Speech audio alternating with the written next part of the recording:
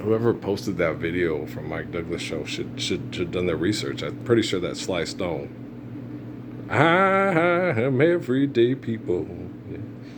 I'm no better. Neither are you. We are the same. Whatever we do, which isn't true. We're not the same in everything we do. Some of us are better at other things and stuff. I was out there hanging laundry, thinking about Ella Fitzgerald.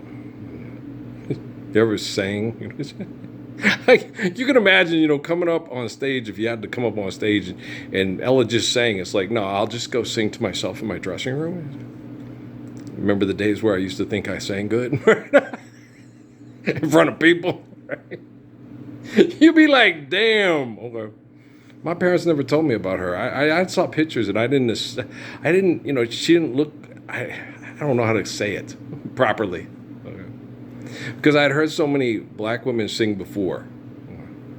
I kind of pictured more of a Shirley Caesar type voice coming out of her, or a Shirley Murdoch type of thing, which is a good voice, right? But then I heard Ella Fitzgerald for the first time, and I was like, oh my gosh, that woman's voice is so good. Why do other people still sing? I'm just kidding around. I'm joking. Because Barbra Streisand's got a really good voice. Female singers with the voice. Nancy Wilson has a different, distinctive voice. Sarah Vaughan has such a strong voice. I mean, it's so gorgeous. It just resonates. It's just wow. And she knows it. She knows it. She knows she has the strength to it. It's just like, holy mackerel, Andy, right? So, when people say certain things, they say certain statements, they can't quantify that statement. You can't. We're all given life by the glory of God, right? But we're not equal, and we're not the same. And so we have to come to terms with that.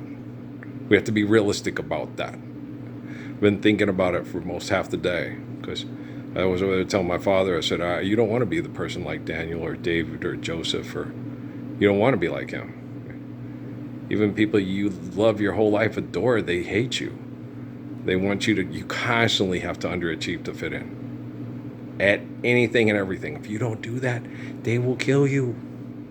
That person will kill you. That person hates you. That person is jealous of you. Why don't we all just live the Lord's Prayer? Then I can just go be a recluse with the person that loves having babies with me. And we can take care of the babies, and I can be better than Maximus's character on Gladiator. I just want to go off to the farm and you and me out on the farm. Let the sun be our alarm. And I don't have to travel around now. It's 5 o'clock this morning. The sun is on the rise. So on the radio. You don't have to. Anyone who listens to you sing, go to the barn and make a podcast. Is that Daryl Hall? Oh, look at Stevie Wonder. Right? Do you see what I'm saying?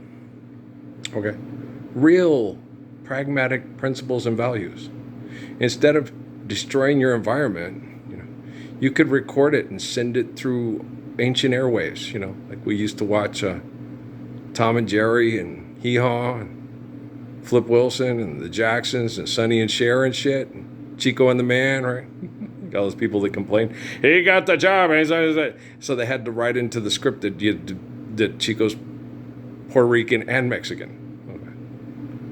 To say that, so they made it like a Puerto Rican mom and a Mexican dad or something like that. So all the people upset that the Puerto Rican kid got the job for the guy who works in the garage with the dude from, like Puerto Ricans can't end up in L.A., right? They're all in New York. You know how far Puerto Rico is from New York? So throwing a stone over to New York or throwing a stone over to L.A., it ain't much. It's just like how many stones throws is there?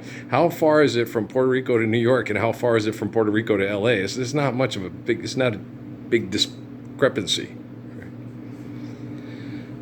And so, the more probable thing would be he ends up in Florida or Tejas, right? You don't want to end up in Texas. No, you don't want to. You don't want to end up in Florida either.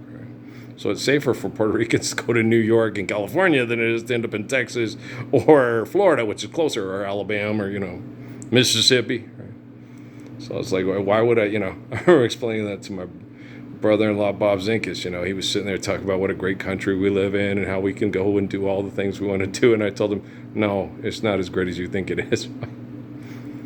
Patrick's mother. I'm married to Patrick's mother. Okay. You and Val moved to Coeur d'Alene or Helena, going to be a pretty easy transition for you and the kids, right? Yeah.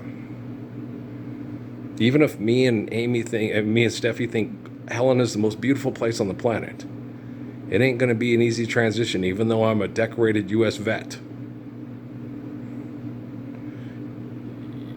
You're Dominican, you're Puerto Ricans. That's what we always got in North Carolina. We were a Dominican or a Puerto Rican couple. Right? And then if you are Dominican or Puerto Rican, you don't have as nice of a time living in Butte, Montana, or Cheyenne, Wyoming, or Casper, Wyoming, as you would in other places. But even then, you still don't have a nice time of it, because you all, Chico, don't be discouraged. The man can't be too hard to understand. And the man is Black Caesar. Tuffy the Buffy Buffy Bam, Bad Leroy Brown, Big Jim Walker, right? No matter where you go, the man takes different shapes, sizes, genders, You ever seen that movie with Chet Walker, Burt Reynolds, and who's the brother in that one? Ain't there a brother in that one too? It's Chet Walker. He find a brother, and him and the brother go get Chet Walker, who's the scientist dude. Who's the brother in that movie? Ozzie Davis. The eulogy at the gay man who gave the eulogy at El Hajj Malik El Shabaz's funeral. Avi Davis. Yeah. Okay. He in that movie too, right? And remember that lady? The big heavyset lady. She run all the money in town. She run the brothel, right?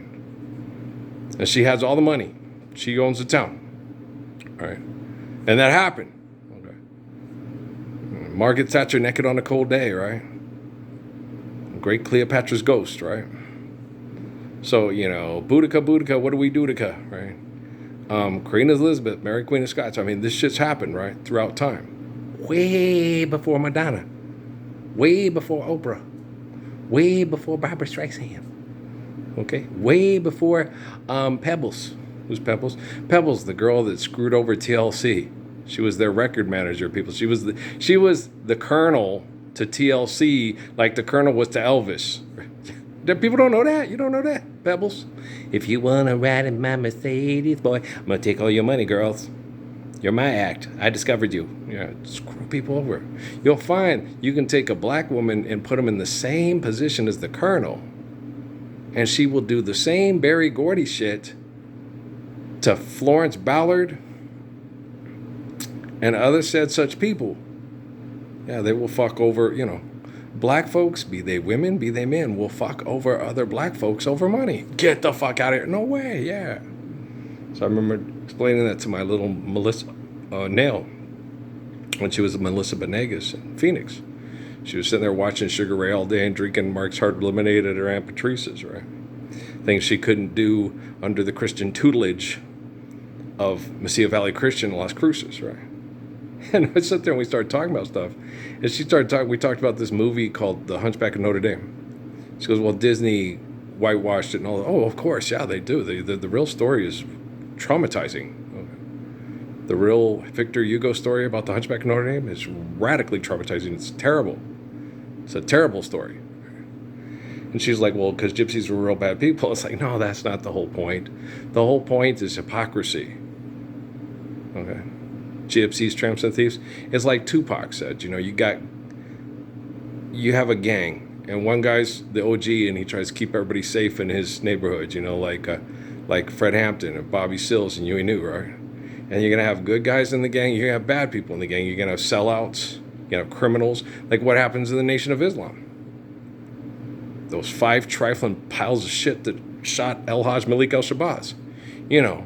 The fellow who Ozzie Davis did his eulogy at his funeral, right? He was our manhood. He was America's manhood. For most of us in America that grow up poor and put down and abused, he was the example of our manhood in our generation. That's what Ozzie Davis said at the eulogy at the funeral of El Hajj Malik El Shabazz. Malcolm Little, Malcolm X, El Hajj Malik El Shabazz. What happened to that man was a very difficult thing. It was a very difficult way to live because people were wrong. They weren't living Islam properly. They weren't living Christianity properly. And it's horrible, because it's horrible. I live in a town of all the wannabe heroes of the world that are completely jealous of me, and we could run you over the parking lot and be if you never exist. As long as all the mean, murdering, sack of shit, sack of suds bastards know who I am, and that I don't shoplift tuna cans, okay? That I'm the living embodiment of the Lord's Prayer, and I can correct quantum computing. That's all that matters to me. Right? And if other people watching don't want to help, it don't matter to me. Life's eternal and grace is infinite. And if a picture paints 1,000 words, then why can't I paint you? Why can't you paint yourself out of that portrait of insanity for egotistical money collection? And say to yourself, why am I even singing for money? I've listened to Ella Fitzgerald. She sang Moonlight Serenade, and I'm like, Googling, man. Google. Not Google, but Google. I was like, googly goo. Oh my gosh, I've heard, I have the Moonlight Serenade. I've heard it many times played instrumentally, especially by my brothers from another mother down in South America, Neto and Anatar. One of my favorites. Doom, doo doo doom, doo doo doom, doo doo doom, doo doo doom, doom. I never heard the lyrics to it, never heard it sang. And then I heard her sing. I was like, oh my gosh, if I was going to hear somebody sing Moonlight Serenade, it would be Ella Fitzgerald. Well, because I was thinking of Nancy. I was hanging the clothes, and I don't need your photograph to keep on my bed. Your picture is always in my head. I don't need your portrait, dear, to call you to mind. For sleeping or waking, dear, I find the very thought of you. And I forget to do the little ordinary things that everyone ought to do. Right? Don't you love that song? I'm living in a daydream. I'm happy as a king. And foolish kings are never happy. No, they're never happy. They ain't happy for a fucking day. And Jesus Christ is king, and he's man of sorrows. And Muhammad is king, and he's peace be upon him. Kings are never happy. Everybody live the Lord's Prayer. Then everybody gets to be somebody. Everybody loves somebody sometimes. Right? You're nobody till somebody loves you, right? At least you feel like that. You're everybody's somebody.